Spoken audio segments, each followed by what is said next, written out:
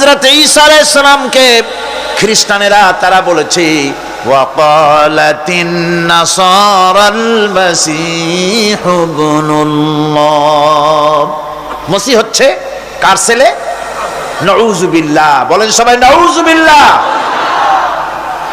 তাকে যখন আল্লাহর ছেলে বলা হলো, আল্লাহর পুত্র বলা হলো, রব্বুল আলামিন তার জবাবে বললেন ইন হুয়া ইল্লা আবদুন আনআমনা আলাইহি, তিনি তো একজন বান্দা, তিনি আমার বান্দা ছাড়া আর কিছুই নন, আমি তার প্রতি অনুগ্রহ করেছি। বান্দা, আমার বান্দা। আল্লাহ পাকের বান্দা হওয়ার ব্যাপারে কোন মানুষের লজ্জা থাকার কথা নয়। এমনকি আল্লাহ পাক ঈসা আলাইহিস সালাম সম্পর্কে বলছেন লা ইয়াস্তানকিফাল মাসীহু আইয়াকুনা আবদান লিল্লাহি ওয়ালাল মালাইকাতুল মুকাররাবুন।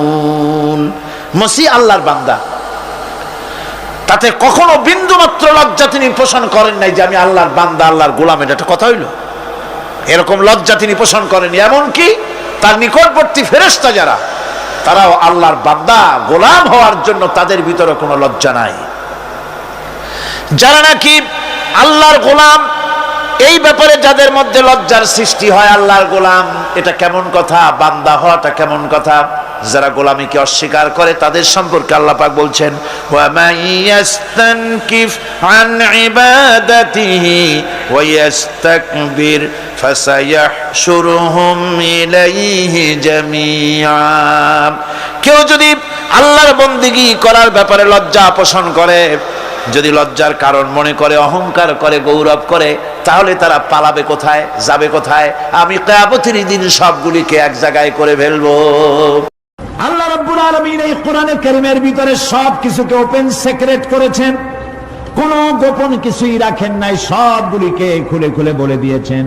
আল্লাহ তাআলা বলেন ওয়া কুল্লা ইনসানিন আলজামনাহু তাইরাহু ফি উনুকি ওয়া নুখরিজু লাহু ইয়াওমাল কিয়ামাতি কিতাবান ইয়ালকাহু মানশুরা ওয়া কুল্লা ইনসানিন আলজামনাহু তাইরাহু ফি উনুকি।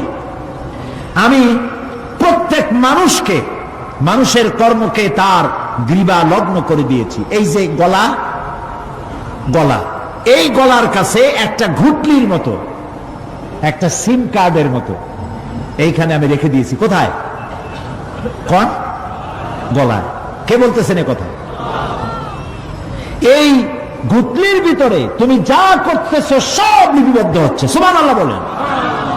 এখন বলতে পারেন অদৃশ্য এই ঘুটলি, এটা তো দেখি না, এটা কে বলতেছেন?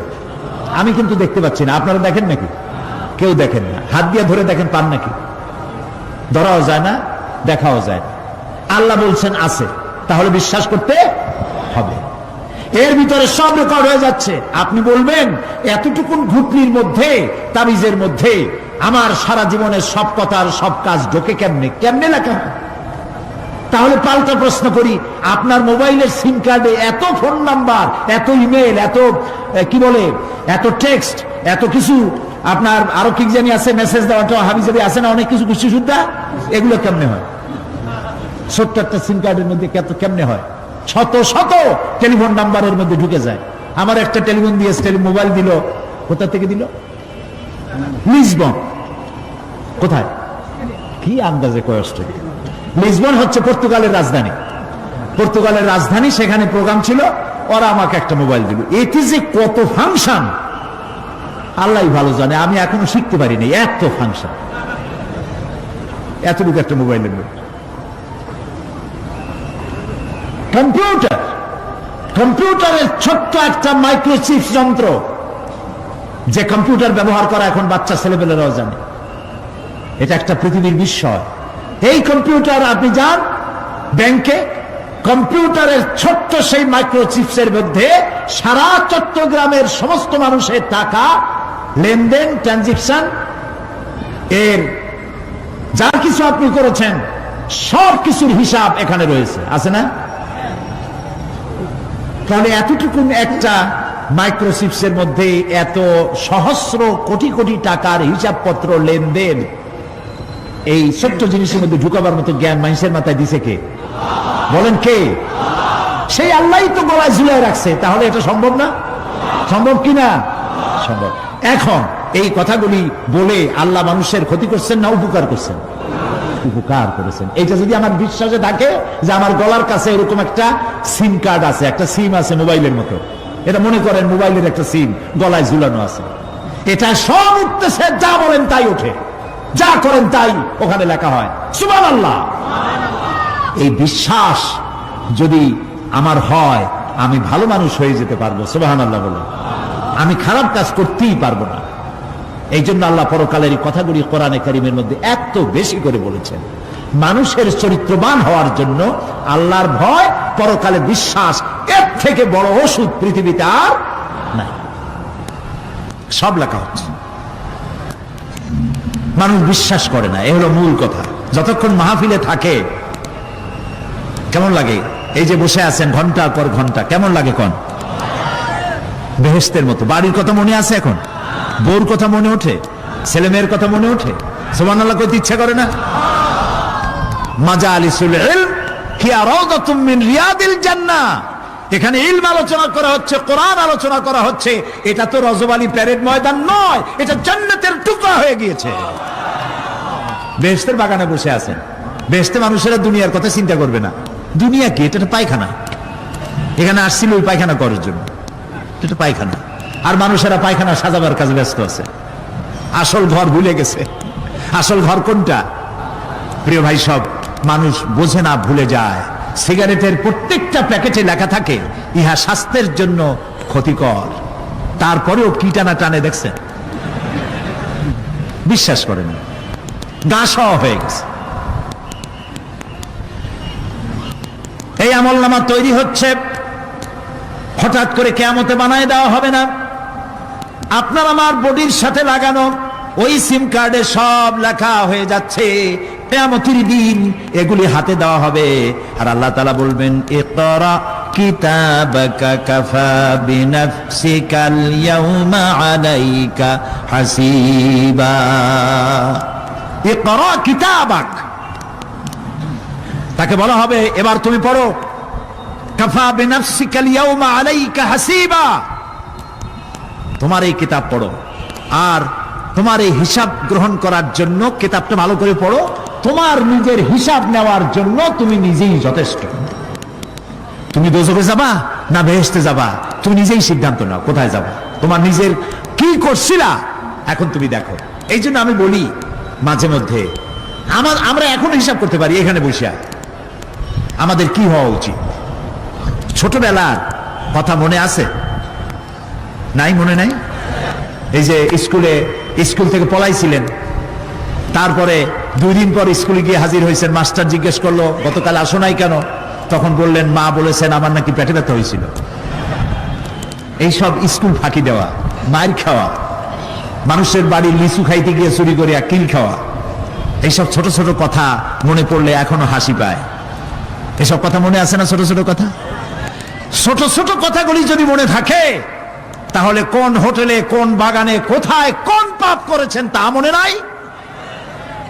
এখন নিজে হিসাব করেন জায়গা কোথায় হওয়া উচিত, পাপ করেছেন কত, ভালো কাজ করেছেন কত, নিজে হিসাব করে দেখেন কোন দিকে যাবেন। আমরা নিজেরাই যথেষ্ট হিসাবের জন্য। আল্লাহ তাই বলবেন কিয়ামতের দিন, ইকরা কিতাবা, তোমার কিতাব তুমি পড়ো, তোমার হিসাব নেওয়ার জন্য তুমিই যথেষ্ট। আহারে, আল্লাহ রাব্বুল আলামিন বলেন, وَأَشْرَقَتِ الْأَرْضُ بِنُورِ رَبِّهَا وَوُضِعَ الْكِتَابُ وَجِاءَ بِالنَّبِيِّينَ وَالشُّهَدَاءَ بَيْنَهُمْ بِالْحَقِّ وَهُمْ لَا يُظْلَمُونَ। পৃথিবী তার রবের নূরের ঝলকানিতে উদ্ভাসিত হবে। সুবহানাল্লাহ, সুবহানাল্লাহ। আল্লাহর নূরের ঝলকানিতে গোটা পৃথিবী উদ্ভাসিত হয়ে যাবে। আমলনামা তুলে ধরা হবে, পয়গম্বর এবং সাক্ষীগণকে হাজির করা হবে। এবং সকলের প্রতি সুবিচার করা হবে, তাদের কারো প্রতি জুলম করা হবে না। আল্লাহ গ্যারান্টি দিচ্ছেন কারো প্রতি জুলুম করা হবে না। সুতরাং হে মানুষেরা, ইয়া আইয়ুহাল ইনসানু ইন্নাকা কাদিহুন ইলা রাব্বিকা কাদহান ফামুলাকি। হে মানুষ, তোমার পালনকর্তা পর্যন্ত পৌঁছতে তোমাকে অনেক কষ্ট করতে হবে, এরপর তুমি তার সাক্ষাৎ পাবে, কিয়ামতে তোমার সাক্ষাৎ হবে। কাজী তোমার নিজের আমলকে সুন্দর করে আমলকে তৈরি করে নাও। فَأَمَّا مَنْ أُوتِيَ كِتَابَهُ بِيَمِينِهِ فَسَوْفَ يُحَاسَبُ حِسَابًا يَسِيرًا وَيَنْقَلِبُ إِلَى أَهْلِهِ مسرورا। সুবহানাল্লাহ, সুবহানাল্লাহ। যার ডান হাতে আমলনামা দেওয়া হবে, কিয়ামতের দিন আমলনামাগুলি উড়িয়ে দেওয়া হবে। ইমানদারের সামনে থেকে কোন হাতে, আর বেঈমানের পিছন থেকে বাম হাতে। এই আমলনামা যখন যার ডান হাতে আমলনামা পৌঁছে যাবে, তার হিসাব নিকাশ সহজ হয়ে যাবে। আমলনামা হাতে করে আনন্দ চিত্তে সে আপন পরিবারের সঙ্গে মিলিত হতে পারবে। সুবহানাল্লাহ। আল্লাহ কিয়ামতের দিন দয়া করে আমাদের আমলনামা আমাদের ডান হাতে দিয়ে দিও। আল্লাহ তাআলা দয়া করে আমাদের হাতে, আমাদের ডান হাতে আমাদের আমলনামা দিও। দয়া করে আমাদের আমলনামা আমাদের ডান হাতে দিও। আনন্দ চিত্তে পরিবারের সঙ্গে দেখা করে সব পরিবার, মা বাপ, স্ত্রী পুত্র পরিজন, ভাই বোন, বন্ধু বান্ধব নিয়ে এক জান্নাতে থাকার তৌফিক দিও। আয় আল্লাহ, বিগত 26 বছর যারাই মাহফিলে এসেছেন তাদেরকে নিয়ে এক জান্নাতে থাকার আমাদেরকে তৌফিক দিয়ে দিও। وَأَمَّا مَنْ أُوتِيَ كِتَابَهُ وَرَاءَ ظَهْرِهِ فَسَوْفَ يَدْعُو ثُبُورًا وَيَصْلَى سَعِيرًا। আর যার আমলনামা পিছন থেকে বাম হাতে আসবে, সে তো মৃত্যুকে আহ্বান করতে থাকবে, মৃত্যুকে ডাকবে। এর থেকে যদি মরে যেতে পারতাম তাও ভালো হইতো। তার আর উপায় থাকবে না, তার জায়গা হবে জাহান্নামে। নাউযুবিল্লাহ। আমরা সবাই বলি নাউযুবিল্লাহ। এরপরে আল্লাহ রাব্বুল আলামিন মিজান খাড়া করবেন, দাড়িপাল্লা। মিজান কি? দাড়িপাল্লা। ইনসাফ কি মুকদ্দাস তারাজু। ইনসাফের প্রতীক কি? তাও করতে পারেন না, জোরে বল না। এটা হচ্ছে ইনসাফের প্রতীক। সুপ্রিম কোর্ট ঢাকা, সুপ্রিম কোর্টের সামনে বিশাল দাড়িপাল্লা টানানো, দেখছেন না?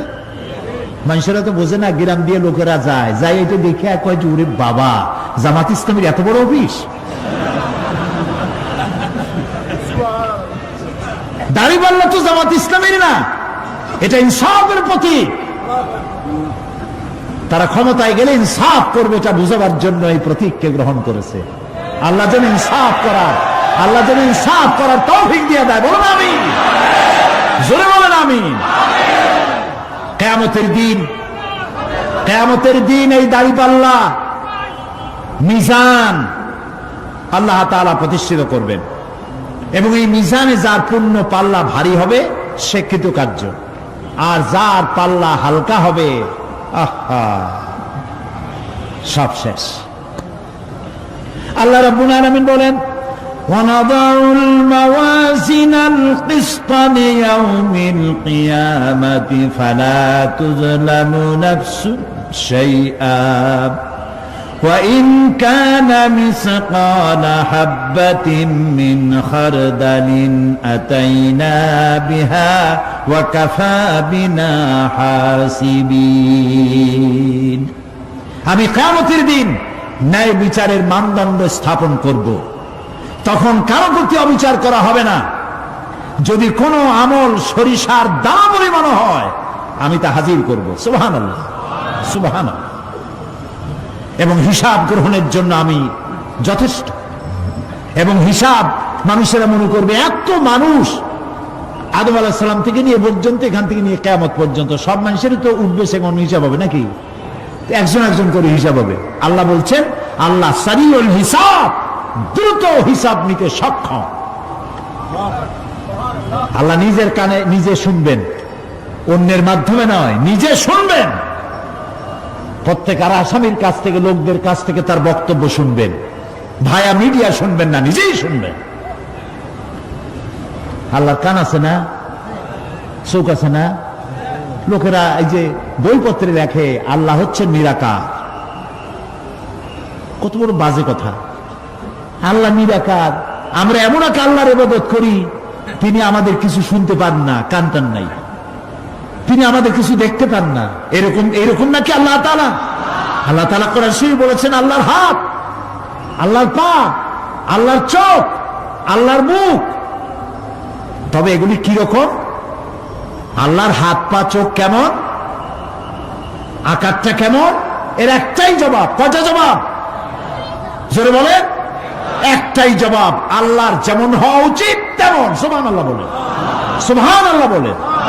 এর থেকে আর কোনো জবাব নাই, এই একটাই জবাব, আল্লাহর যেমন হওয়া উচিত ঠিক তেমন। লাইসা কামিসলিহি শাইউন, আল্লাহর অনুরূপ, আল্লাহর মতো আকাশেও কিছু নাই, জমিনেও কিছু নাই। এটা আমাদের ঈমান, এটা আমাদের কি? সুতরাং তিনি জুলুম করবেন না এবং হিসাব নেবেন, আর যথার্থ হিসাব নেবেন। সেখানে কারো প্রতি কোনো জুলুম করা হবে না। ومن خفت موازينه فأولئك الذين خسروا أنفسهم بما كانوا بآياتنا يظلمون। আর যাদের পাল্লা হালকা হবে তারা তো শুধু নিজেদেরই ক্ষতি সাধন করবে, কেননা তারা আমার আয়াত সমূহকে অস্বীকার করত। আল্লাহর যারা অস্বীকার করত, আখেরাত নাই, কিয়ামত নাই, বেহেশত নাই, কবরের মধ্যে কোনো শাস্তি নাই, কবরের কোনো প্রশ্ন নাই, এগুলি যারা বলতো তারা কিয়ামতে ক্ষতিগ্রস্ত হবে। এখন কিয়ামতের দিন মিজান আমরা হালকা করতে চাই না ভারী করতে চাই? জবাব চাই। কি করবেন? যদি ভারী করতে চান নেক আমল বেশি বেশি করবেন। আর একটি হাদিস শোনাবো, যেই হাদিসের ভিতরে পাল্লা ভারী করার মতো কথা নবীজি বলেছেন। শুনবেন নাকি? বুখারী শরীফের শেষ হাদিস। আল্লাহর নবী বলেন, কালিমাতানে হাবিবাতানে ইলার রহমান খাফিফাতানে আলাল লিসান সাকিলাতানে ফিল মিজান সুবহানাল্লাহি ওয়া বিহামদিহি সুবহানাল্লাহিল আযীম। নবীজি বলেন, দুইটা কালেমা, দুটি শব্দ আল্লাহর কাছে খুবই প্রিয়, মুখে উচ্চারণ করা একেবারেই হালকা। আর কিয়ামতের দিন এই শব্দ দুটি দিয়ে আল্লাহ রাব্বুল আলামিন মিজানের পাল্লাকে ভারী করে দিবে। সেই শব্দ দুটি হলো, পড়েন আমার সাথে, সুবহানাল্লাহি ওয়া বিহামদিহি সুবহানাল্লাহিল আযীম। সবাই পড়েন, সুবহানাল্লাহি ওয়া বিহামদিহি সুবহানাল্লাহিল আযীম সুবহানাল্লাহি ওয়া বিহামদিহি সুবহানাল্লাহিল আযীম। জান্নাতের ভিতরে মানুষের কোনো দুঃখ থাকবে না। কাদের দুঃখ থাকবে না? জান্নাতীদের। কথা কি শোনেন? সাথে সাথে ঠাস ঠাস করে জবাব দিতে পারেন না কেন? জান্নাতীদের ভেতরে, জান্নাতীদের কি থাকবে না? কোন দুঃখ থাকবে না। একটা দুঃখ থাকবে। কটা দুঃখ? একটা দুঃখ থাকবে। জান্নাতীরা জান্নাতের ভেতরে মনে মনে ভাববে, কারণ জান্নাত তো সকলের জন্য একরকম হবে না। কারো হবে ফার্স্ট ক্লাস, কারো হবে ডিলাক্স, কারো হবে সুইট ডিলাক্স, কারো হবে second class, third class, fourth class, এরকম। এটা কি ইনসাফ না জুলুম? ইনসাফ। আপনি খালি নামাজ পড়ছেন, রোজা রাখছেন, হজ করছেন, জাকাত করছেন, জাকাত দিছেন, হালাল হারাম বাইসা করছেন, আপনারে যে জান্নাত দেওয়া হবে ওই ব্যক্তি যিনি তাহাজ্জুদের নামাজ পড়েছেন, কোরআন বুঝেছেন, কোরআন প্রতিষ্ঠার জন্য আন্দোলন করেছেন, জেল খেটেছেন, জরিমানা দিয়েছেন, ফাঁসির মঞ্চে চড়েছেন, তার জান্নাত আর আমার জান্নাত সমান হওয়া কি উচিত? কাজে আল্লাহ তাআলা তো ইনসাফ করবেন কিয়ামতের দিন। নবীদের, সাহাবীদের, তারপরে দ্বীনের জন্য যে যত পরিশ্রম করেছেন তার পুরস্কারটা সেরকমই হবে। এই জান্নাতের ভিতরে, জান্নাতীদের মধ্যে কোনো দুঃখ থাকবে না, একটি দুঃখ ছাড়া। তারা মনে মনে ভাববেন, রব্বুল আলামিন অমুক অমুক সময় চায়ের দোকানে বসে আড্ডা মেরেছিলাম, বাসের মধ্যে ঘন্টার পর ঘন্টা বসেছিলাম, আজে বাজে চিন্তা করেছি, সময় চলে গেছে ঘন্টার পর ঘন্টা। ওই সময়গুলিতে যদি তোমার নামের জিকির করতাম, তেলাওয়াত করতাম, তাহলে জান্নাতের ভিতরে আজ আমি আরো ভালো ভালো জায়গা পাইতাম। হাদিস শরীফে এসেছে কিয়ামতের দিন জান্নাতীদেরকে আল্লাহ বলবেন, তেলাওয়াত করো আর উপরে উঠতে থাকো, তেলাওয়াত করো আর উপরের দিকে উঠতে থাকো, ধীরে ধীরে পড়ো, ধীরে ধীরে তেলাওয়াত করো। ধীরে ধীরে তেলাওয়াত করতে করতে তোমার তেলাওয়াত জান্নাতের যে স্তরে গিয়ে শেষ হবে, জান্নাতের ওই জায়গা তোমার জন্য বরাদ্দ হবে। এখন যার মুখস্থ সাদি খালি কুল্লু আল্লাহ আর ইজাজা নাসরুল্লাহ, দুই পাও দিয়ে বসে থাকবে, আহারে কোরআন শরীফ মুখস্থ করেন, আল্লাহ যেন আমাদেরকে মুখস্থ করার তৌফিক দেন, বলেন আমিন। এজন্য উৎসাহ থাকা দরকার, উৎসাহ হইলেই আপনি পারবেন। জেহেন শক্তি সকলেরই কম বেশি আছে, চেষ্টা করলেই পারবেন। সেই জন্য আমি বলতে চাই, কিয়ামতের দিন জান্নাত যদি আল্লাহ তাআলা দয়া করে আমাদেরকে নসিব করায় দেন, যদি বলবো না, বলবো আল্লাহ তুমি দয়া করে আমাদেরকে জান্নাত দিও, বলেন আমিন।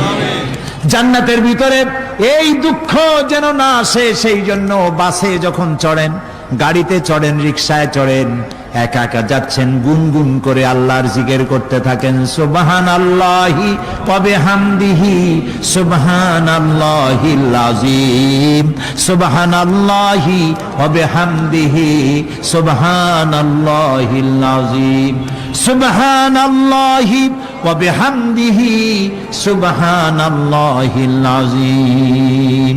জিকির করেন সবাই কিছুক্ষণ, সুবহানাল্লাহ, আলহামদুলিল্লাহ, লা ইলাহা ইল্লাল্লাহ, সুবহানাল্লাহ, আলহামদুলিল্লাহ, লা ইলাহা ইল্লাল্লাহ, সুবহানাল্লাহ, আলহামদুলিল্লাহ, লা ইলাহা ইল্লাল্লাহ। ভালো লাগে না? মজা লাগে না? প্রাণ খুলে বলেন, সুবহানাল্লাহ ওয়ালহামদুলিল্লাহ, লা ইলাহা ইল্লাল্লাহ, সুবহানাল্লাহ ওয়ালহামদুলিল্লাহ, লা ইলাহা ইল্লাল্লাহ, লা ইলাহা ইল্লাল্লাহ, মুহাম্মাদুর রাসূলুল্লাহ। প্রিয় ভাই সব, এরপরে আল্লাহ তাআলা বলেছেন সিরাতের কথা, কিয়ামতের দিন সিরাত। ফুলসিরাতের নাম শোনেন নাই? কথা না কইলে বুঝি কি? শুনছেন? সিরাত। এই সিরাত বলতে বোঝানো হয় এক ঝুলন্ত সেতুকে, যা দোজখ এবং বেহেশতের মাঝখানে সেতু বন্ধন। কিয়ামতের দিন সকল মানুষকে এই সেতু পার হতে হবে। তখন মুমিন ব্যক্তিরা সফলভাবে তা পার হয়ে যাবে, আর এ কাজে ব্যর্থ হবে সে, যে ব্যক্তি ব্যর্থ হবে সে জাহান্নামে নিক্ষিপ্ত হবে। আল্লাহ আল্লাহ আল্লাহ। আল্লাহ রাব্বুল আলামিন বলেন, ওয়া ইম মিনকুম ইল্লা ওয়ারিদুহা কানা আলা রাব্বিকা হাতমান মাকদিয়া সুম্মা নুনাজ্জিল্লাযীনা ইত্তাকাউ ওয়া নাযারুয যালিমিনা ফীহা জিসিয়া। তোমাদের মধ্যে সকলেই তা পার হবে। এটা আপনার রবের ফয়সালা, আপনার আল্লাহর ফয়সালা। এরপর আমি খোদা বিরুদ্ধের উদ্ধার করব, আর জালিমদেরকে সেখানে নত জন অবস্থায় ছেড়ে দেব, মানে জাহান্নামের মধ্যে নিক্ষিপ্ত হবে, আর ইমানদারেরা পার হয়ে চলে যাবে। সুবহানাল্লাহ। আল্লাহ তাআলার জন্য দয়া করে আমাদেরকে সিরাত বিজলি গতিতে, বৈদ্যুতিক গতিতে আল্লাহ যেন আমাদেরকে পার করে দেন। বলেন আমিন, সবাই বলেন আমিন।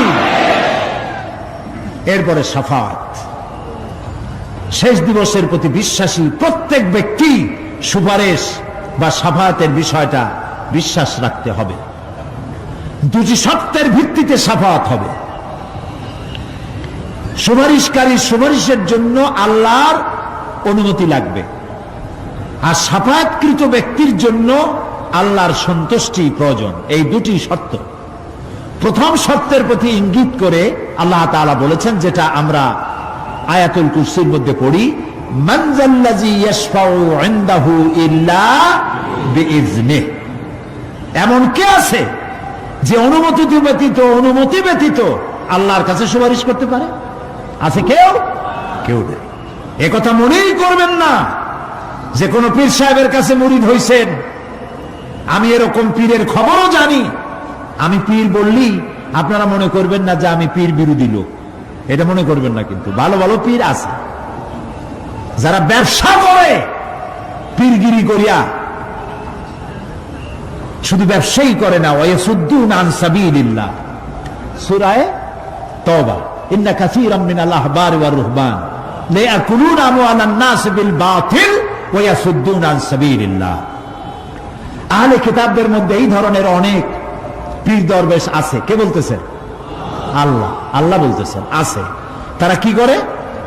তারা জনগণের মালকে বাতিল পন্থায় ভক্ষণ করে, জনগণকে এমন একটা ভাব দেখায় যে আমাদেরকে হাদিয়া তোহফা দিতে পারলে, আমাদের কদমবুসি করতে পারলেই বেহেশতে চলে যাবা, কারণ আমরা হলাম আল্লাহর এজেন্ট। নাউজুবিল্লাহ।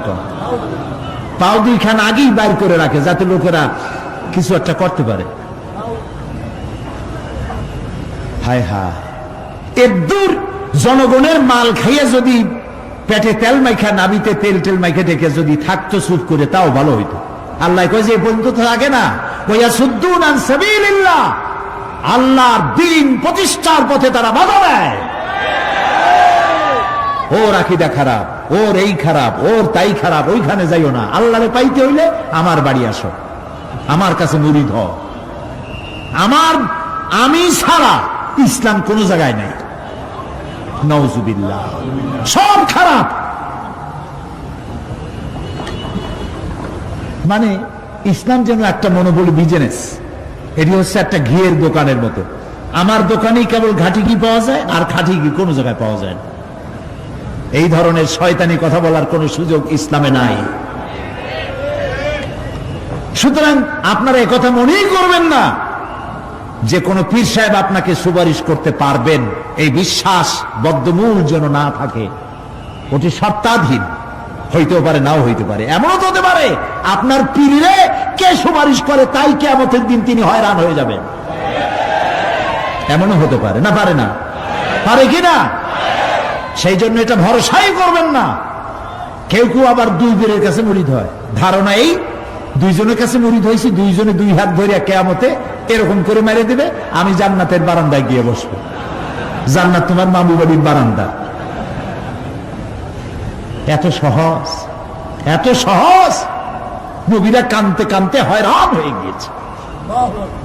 নবী করিম সাল্লাল্লাহু আলাইহি ওয়াসাল্লাম তাহাজ্জুদের নামাজ সামান্য সময় ঘুমাইয়া নামাজ শুরু করে দিতেন।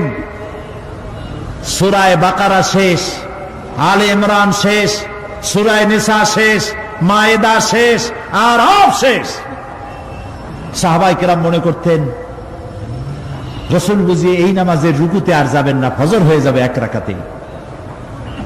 যখন রুকুতে যেতেন মনে হতো আর উঠবেন না, যখন সেজদায় যেতেন মনে হতো ইন্তেকাল করেছেন।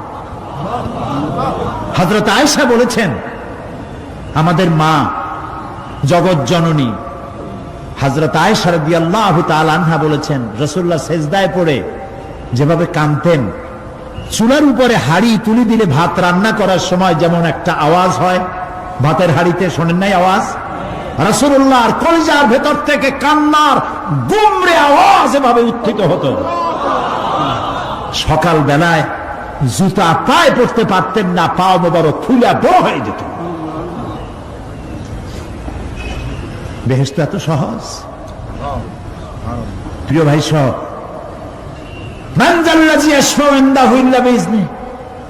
কার ক্ষমতা আছে আল্লাহর পারমিশন ছাড়া কথা বলে সুপারিশ করে?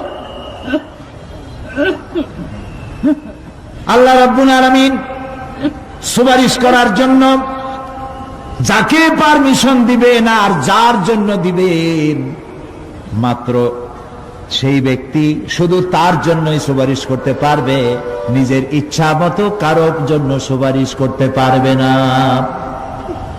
আমাদের জাতির পিতা নাম কি? সব সময় মনে রাখবেন, আদৌ বলবেন না। এই প্রশ্নে কোনো আপোষ নাই। জাতির পিতা কে? হযরত ইব্রাহিম আলাইহিস সালাম কিয়ামতের দিন আল্লাহ রাব্বুল আলামিনের দরবারে ফরিয়াদ করবেন, রব্বুল আলামিন আমার আব্বাজানের জন্য সুপারিশ করি, তুমি দয়া করে তাকে জাহান্নাম থেকে বাঁচায়া দাও। রব্বুল আলামিন বলবেন, ইব্রাহিম তোমার এই সুপারিশ মঞ্জুর হলো না। ইব্রাহিম আলাইহিস সালামের সুপারিশ মঞ্জুর হবে না।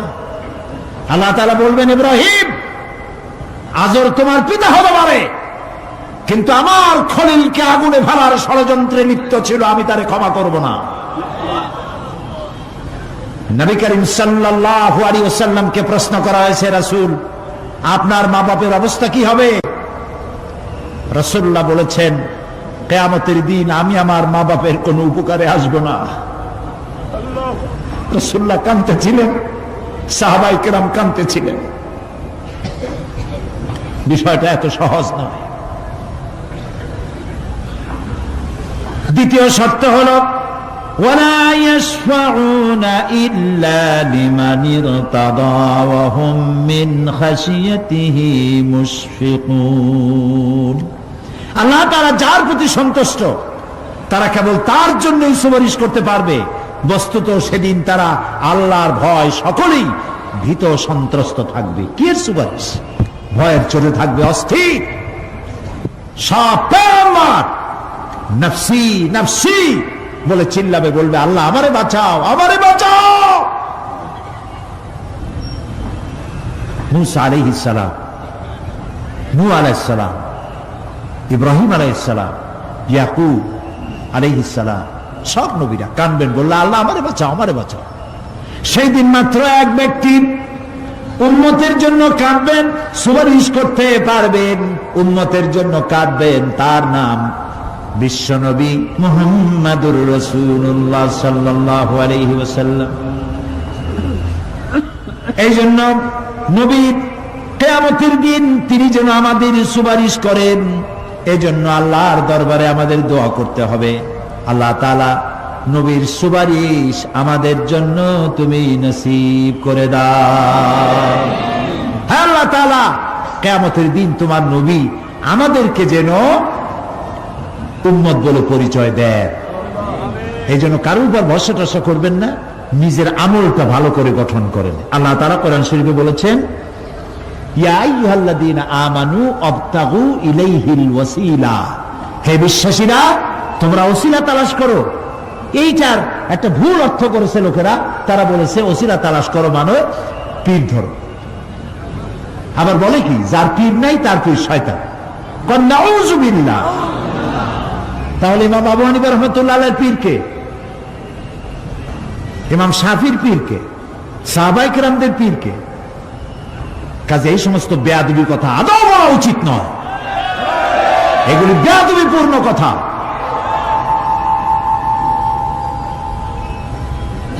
প্রিয় ভাই সব,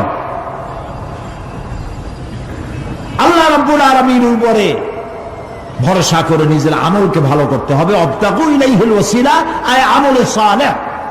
অবতাগু ইলাইহিল ওয়াসিলা, তুমি নেক আমলের ওসিলা ধরো আল্লাহর কাছে, নিজের আমলগুলিকে ভালো বানাও, ভালো ভালো কাজ করো। সুপারিশ সম্পর্কে সর্বশেষ কথা বলতে চাই।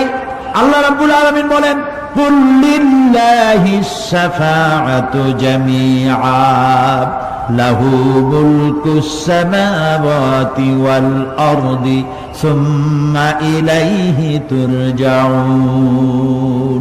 হে নবী, স্পষ্টভাবে জানিয়ে দিন, সমস্ত সুপারিশ কেবল আল্লাহর ইখতিয়ারাধীন। কে বলতেছেন? শুনতেছেন কথা? কে বলতেছেন? আবার শুনাই। আল্লাহ তাআলা বলছেন, কুল লিল্লাহিস শাফাআতু জামিআ, বলে দিন হে নবী, সুপারিশের সমস্ত ব্যাপারটি কেবলমাত্র আল্লাহর ইখতিয়ারাধীন। আসমান এবং জমিনে তারই সাম্রাজ্য বিস্তৃত, অতঃপর তারই কাছে তোমাদের সকলকে ফিরে যেতে হবে। সুপারিশের মালিক কেউ নয়, আল্লাহ নিজেই। তিনি যাকে পারমিশন দিবেন, যার জন্য পারমিশন দিবেন, তাছাড়া আর কোনো উপায় নেই। প্রিয় ভাই সব, এতক্ষণ যে আলোচনা করলাম এর দ্বারা প্রমাণিত হলো এ দুনিয়া ক্ষণস্থায়ী এবং আখিরাত চিরস্থায়ী। সুবহানাল্লাহ বলবেন না? এ দুনিয়া কি আর আখিরাত কি? চিরস্থায়ী। দুনিয়ার মহব্বত, আমরা কোনটারে মহব্বত করি, আখিরাত না দুনিয়া? কোন বলতে লজ্জা করে? দুনিয়ার ভালোবাসি বেশি, এতে কোনো সন্দেহ আছে?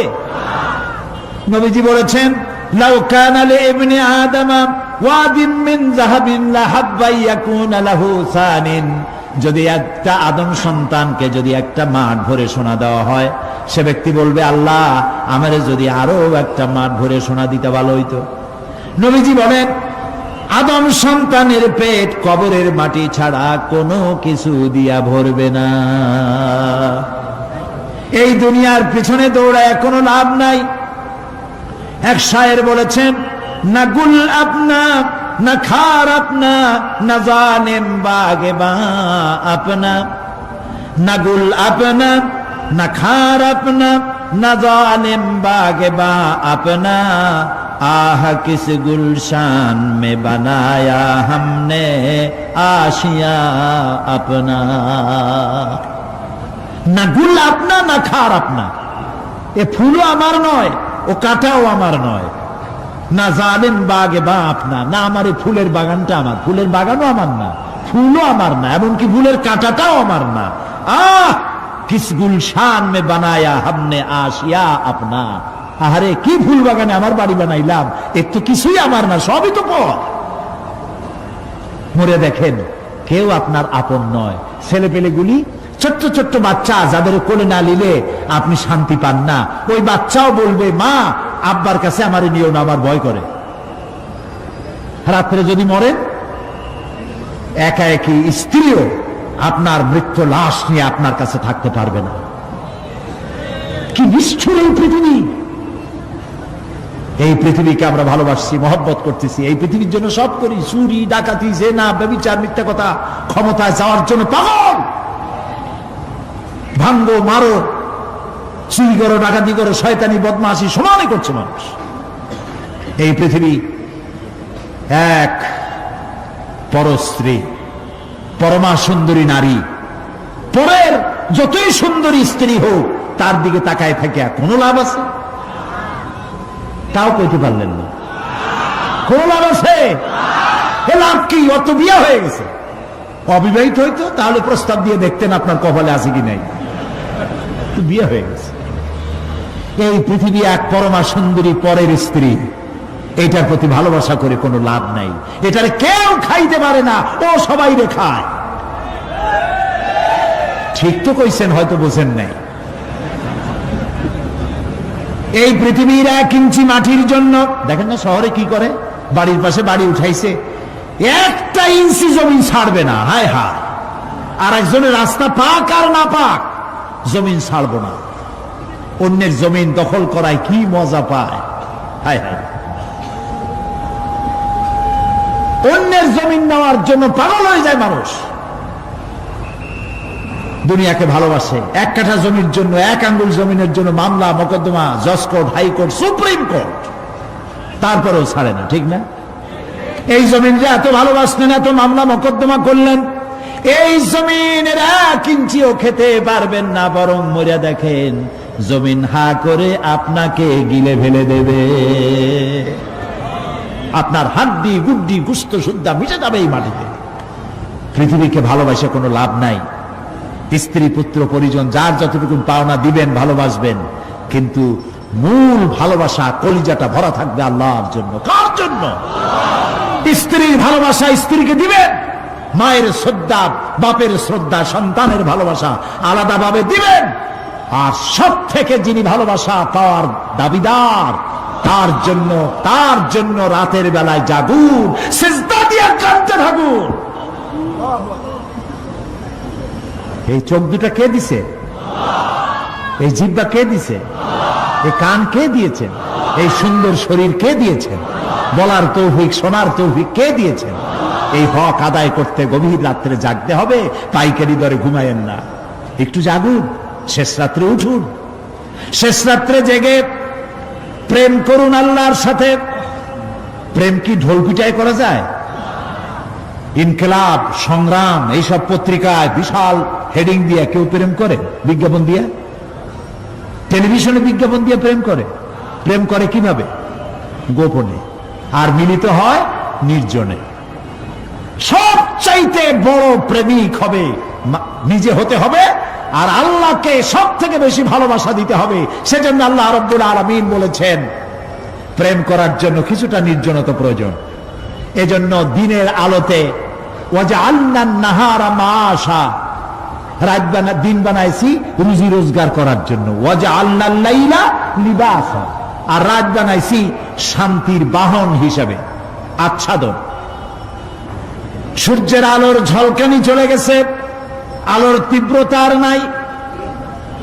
গোটা পৃথিবীর উপরে আমি একটা কালো চাদর দিয়ে ঢেকে দিলাম রাতের আধার, আর একেবারে অন্ধকার না করে আকাশে ডিম লাইটের মতো করে কতগুলি তারা জ্বালায়া দিলাম। এখন কেউ জেগে নাই, সব ঘুমানো। আমার প্রেমিক কে আছো? ওঠো, উজু করে সিজদায় পড়ে যাও, সিজদায় পড়ে যাও, কান্দো, গুনাহ মাপ চাও, যা করেছো মাপ চাও। তুমি গুনাহ করেছো আর আমি মাফ করার মালিক। ইন্নাল্লাহা ইয়াগফিরুয যুনুবা জামিআ, সব মাফ করে দেব, গুনাহগুলি নেকি দিয়া বদলায় দেব। আমার কাছে কাঁদো, চোখের পানি ফেলো। প্রিয় ভাই, সব রাতে জাগতে শিখুন। রাসূলুল্লাহ বলেছেন ওর থেকে ভালো স্বামী আর দুনিয়ায় নাই। কে বলেছেন? রাসূলুল্লাহ বলেছেন ওর থেকে ভালো স্বামী আর দুনিয়ায় নাই, যে গভীর রাত্রে নিজে জেগে তাহাজ্জুদের রুজু করে নিজের বউরে উঠায়। বউ উঠতে চায় না, পানি এনে বউর মুখের উপরে ছিটায় দেয়, ওঠো বিবি, একসাথে তাহাজ্জুদের নামাজ পড়ি।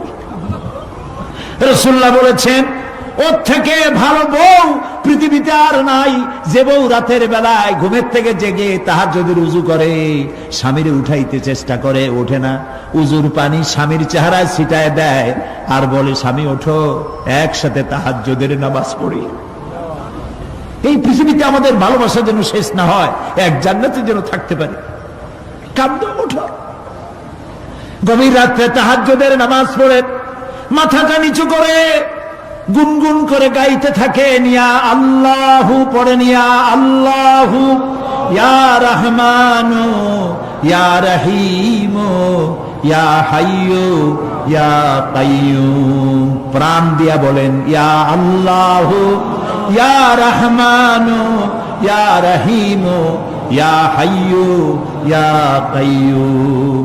ইয়া আল্লাহু ইয়া রহমানু ইয়া রহিমু ইয়া হাইয়ু ইয়া কাইয়ুম।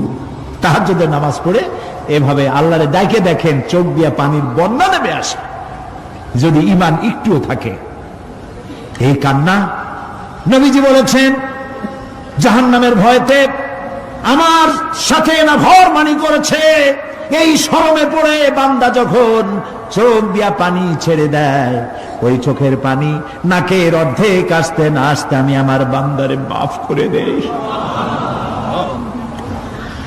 আল্লাহু আকবার। আল্লাহ আমাদের কান্দার তৌফিক দাও, তাহাজ্জুদ পড়ার তৌফিক দাও, পাঁচ ওয়াক্ত নামাজ পড়ার তৌফিক দাও, তোমাকে ভয় করার তৌফিক দাও, তোমার ভয় আর মোহব্বত দিয়ে কলিজা ভরে দাও, তোমার রাসূলুল্লাহর মোহব্বত দিয়ে আমাদেরকে পাগল বানায় দাও। আল্লাহ, দুনিয়া বড় খারাপ জায়গা। এই দুনিয়ায় আল্লাহর কাছে সৌন্দর্য চাইতে হবে দুনিয়ার, কিন্তু দুনিয়াকে স্থায়ী মহব্বত করা যাবে না। প্রিয় ভাই সব, আপনি যদি লন্ডনে যান, আমেরিকায় যান, কোনোদিন যান নাই, যাইতে হলে এখান থেকে টেলিফোন করেন, ওখানে বন্ধু বান্ধব আছে নাকি? তো লন্ডনে আমেরিকায় সেখানে যাবেন, ওখানে আপনার বন্ধু বান্ধব গ্রামের লোক আছে কিনা খোঁজ করেন, ঠিক না? আবার এখান থেকে ফরেন কারেন্সি নিয়ে যান, যেহেতু ওখানে টাকা চলবে না। টেলিফোন করেন, মোবাইল করেন, ফ্যাক্স পাঠান, আরো টাকা পয়সা সাথে নেন। এরপরেও চিন্তা থাকে, আল্লাহ এরপরে যদি কেউ না আসে তাহলে আমি যাবো কেমনে? এরপরে যাওয়ার সময় আবার বলে দেন যে ভাই আমি কিন্তু আসতেছি, লন্ডন কোনোদিন আসি নাই, তুমি কিন্তু এয়ারপোর্টে থাকো। একটা বিদেশে যাওয়ার জন্য এত প্রস্তুতি নেন, তো সব জায়গায় বন্ধু বান্ধব কেউ না কেউ তো আছেই, কিন্তু আমরা এমন একটা দেশে যাব যেখানে কেউ নাই, ফরেন কারেন্সি চলে না, গ্রামের লোক নাই, বাবা নাই, বন্ধু নাই, মা নাই, কেউ নাই। যিনি রিসিভ করবেন, যার সাহায্যের কাঙ্গাল, বদামল করে তার শত্রু বানায় রাখছি, বন্ধু বানাইতে পারি নাই, তাহলে কি জবাব হবে কিয়ামতে? কি হবে কবরে? কি হবে উপায়? এই জন্যে প্রিয় ভাইয়েরা আমার, দুনিয়ার সঙ্গে মহব্বত কমায় দিয়া আখিরাতের মহব্বত বেশি করে করতে হবে। আর দুনিয়ায় যতদিন বেঁচে আছি ততদিন নেক আমল করে মানুষের সাথে সদাচরণ করতে হবে। আল্লাহ তাআলা বলেছেন, লাইসাল বিররা আন তুওয়াল্লু ওয়াজুহাকুম কিবালাল মাশরিকি ওয়াল মাগরিবি ওয়ালাকিন্নাল বিররা মান আমানা বিল্লাহি ওয়াল ইয়াউমিল আখির। পূর্ব এবং পশ্চিমে কতবার তুমি মাথা ঝুঁকাইছো, এটাই কিন্তু তোমার জন্য কল্যাণ। এর মধ্যে কল্যাণ নিহিত নয়। তার মানে কি? আপনি কত সেজদা আল্লাহরে দিলেন, কত মানুষ তো আছে সেজদা দিতে দিতে কপালে কালো দাগ হয়ে গেছে, আছে না?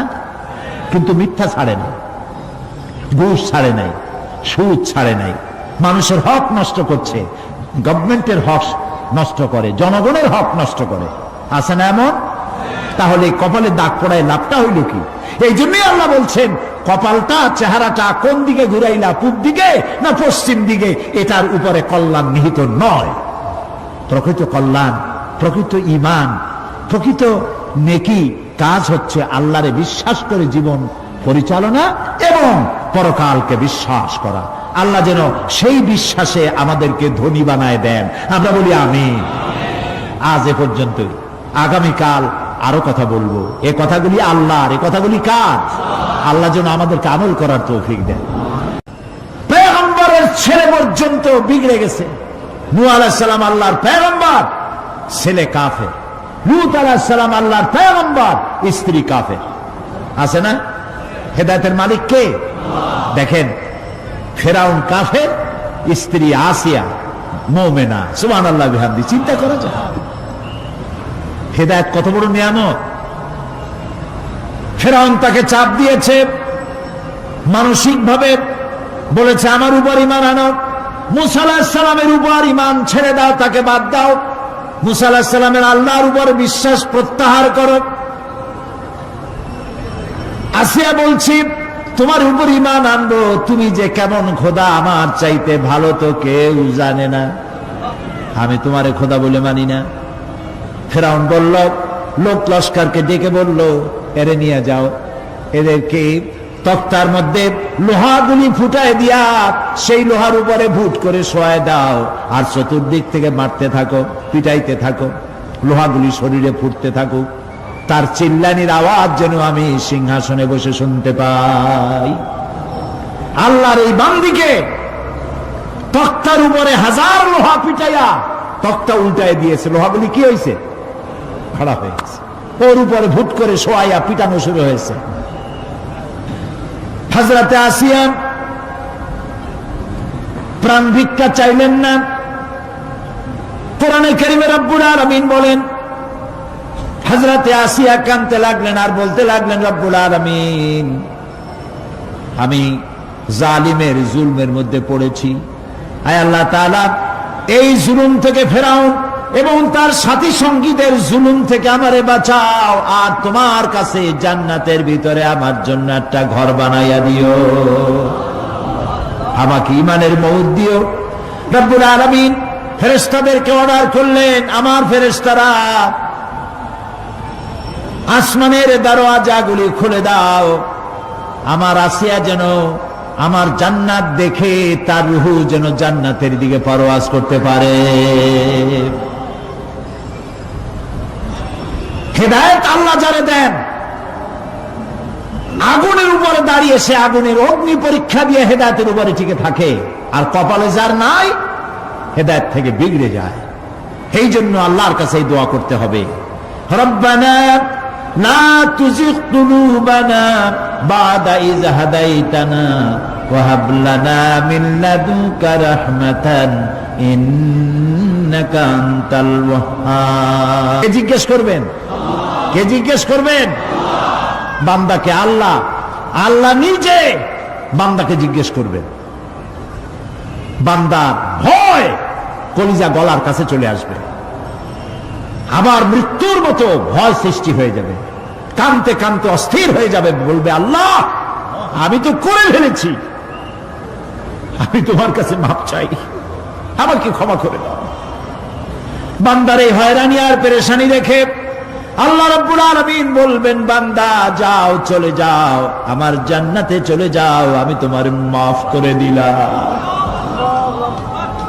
এই জন্য নবীজি শিখাইছেন, দোয়া করো, আল্লাহর কাছে দোয়া করো, আল্লাহুম্মা হাসিবনি হিসাবান ইয়াসীরা। পড়েন, আল্লাহুম্মা হাসিবনি হিসাবান ইয়াসীরা। মানুষের যে সাধারণ হিসাব হবে সে সম্পর্কে আল্লাহ পাক বলেন, ইয়াউমা ইদিন তু'রাদুনা লা তাখফা মিনকুম খাফিয়া। সেদিন তোমাদের হিসাব নিকাশ পেশ করা হবে এবং তোমাদের কোনো বিষয় গোপন রাখা হবে না, কিচ্ছু গোপন থাকবে না, সব প্রকাশিত হয়ে যাবে। ইন্না লিল্লাহি ওয়া ইন্না ইলাইহি রাজিউন। আল্লাহ তাআলা বলেন, يومئذ يصدر الناس أشتاتا ليروا أعمالهم فمن يعمل مثقال ذرة خيرا يره ومن يعمل مثقال ذرة شرا يره। সেদিন মানুষকে বিভিন্ন দলে বিভক্ত করা হবে, সব এক জায়গায় থাকবে হাসরে মানুষ। তখন আসামি খুনি, এই যে বিরাট মাহফিল, বিশাল মাহফিল, এর মধ্যে চোর ডাকাত খুনি এই জাতীয় লোক থাকতে পারে না? পারে কিনা?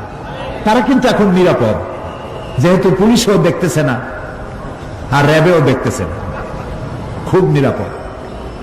কিন্তু হঠাৎ করে যদি বলা হয় এই সমাবেশের ভিতরে সন্ত্রাসী কারা, তাদেরকে আমরা শনাক্ত করেছি, তারা আলাদা হয়ে যাও, তখন অবস্থাটা কেমন হবে? মৌতের শামিল হয়ে যাবে, ঠিক না? সমস্ত মানুষেরা হাসরের মাঠে একসাথে থাকবে, হঠাৎ করে হুকুম হবে, আওয়াজ হবে, অমতাজুল ইয়াউমা আইয়ুহাল মুজরিমুন। অপরাধীর দলের আলাদা হয়ে যাও। নেককার থেকে তারা তখন আলাদা হয়ে যাবে, দলে দলে বিভক্ত হয়ে যাবে, বিভক্ত হবে এবং তাদের কৃতকর্ম তাদেরকে এই জন্য করা হবে যাতে করে তাদের কৃতকর্ম তাদেরকে দেখানো যায়। অতঃপর কেউ যদি সরিষা পরিমাণ ভালো কাজ করে পুরস্কৃত করা হবে, সরিষা পরিমাণ খারাপ কাজও যদি করে দেখানো হবে এবং সেজন্য তাকে তিরস্কার ভোগ করতে হবে, শাস্তি দিতে হবে। প্রিয় ভাই সব, সেই কঠিন হাসরের ময়দানে সমস্ত মানব গোষ্ঠীকে একত্রিত করা হবে। আমল নামা বলতে সেখানে বোঝানো হয় আমল নামা উপস্থিত করা হবে, যাতে মানুষের সকল ধরনের কর্মগুলিকে লিপিবদ্ধ করে রাখা হয়েছে। আল্লাহ তাআলা বলেন, وَوُضِعَ الْكِتَابُ فَتَرَى الْمُجْرِمِينَ مُشْفِقِينَ مِمَّا فِيهِ وَيَقُولُونَ يَا وَيْلَتَنَا مَا لِهَذَا الْكِتَابِ।